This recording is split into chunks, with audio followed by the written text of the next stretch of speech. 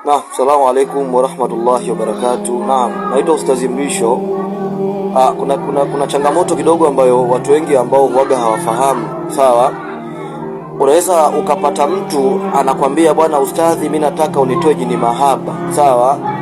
Hakuna kazi kubwa au ngumu kama kumuondoa jini au mkuli katika mwili wa mwanadamu yoyote yule. Sawa?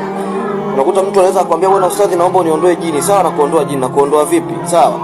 Lakini unakuta mtu huyo unamtajia procedure ya vitu ambavyo vinatakiwa labda ili jini wako tumtoe, mtu unakuta anashangaa, sio kazi fupi. Sasa nataka leo naorodhesheni watajie vitu ambavyo labda mpaka jini mahaba anaondoka katika mwili wa mwanadamu, sawa?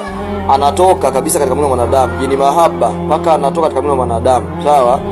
Anahitaji vitu gani katika maisha ya mwanadamu mpaka jini huyo anaondoka, sawa? Nataka niwatajie hapa kwenye listi.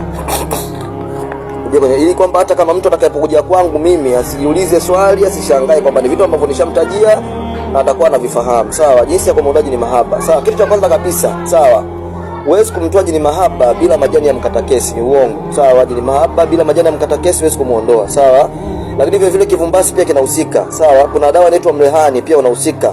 Kuna majani ya tarumbeta ya wachawi inahusika. Kuna takataka za bahari pia zinahusika kwa sababu majini wengi wanatokea baharini. Sawa, kuna maji ya bahari pia yanahusika. Lakini vile vile kuna dawa ambayo inaitwa sanamaki inahusika. Kuna udikaraha pia unahusika. Kuna mwiga jini unahusika. Kuna altiti inahusika, kuna karafumaiti inahusika, sawa, kuna sifa inahusika, kuna sembe makata inahusika, sawa, kuna mruturutu inahusika, kuna miski ya unga nyeupe inahusika, sawa.